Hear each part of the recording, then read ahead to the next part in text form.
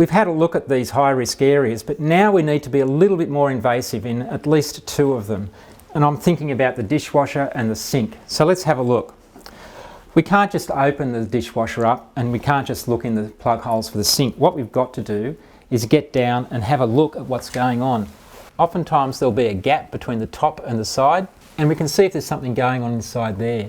We may not see cockroaches, but we may see evidence of them being there. So we may see their regurgitation marks or droppings or bits of the cockroach left behind, like the ootheca, the egg case, or some legs or some discarded skin. Not only around the outside of the dishwasher, but the cockroaches can live inside the case, between the inside lining and the exterior.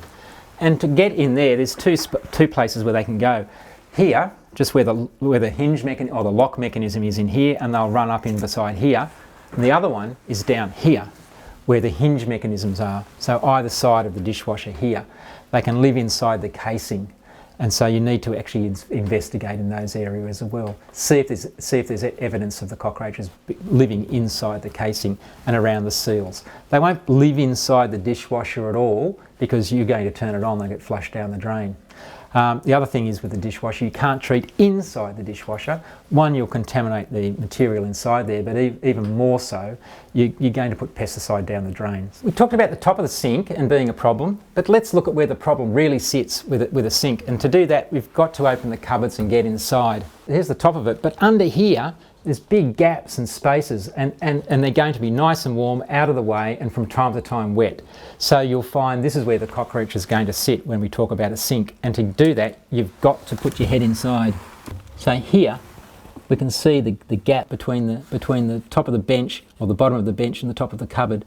And it's in those gaps and those little creases there that the cockroach is going to live. We've looked at the front of the sink, but we need to remember the sink also has a back. So we have to really investigate the back thoroughly.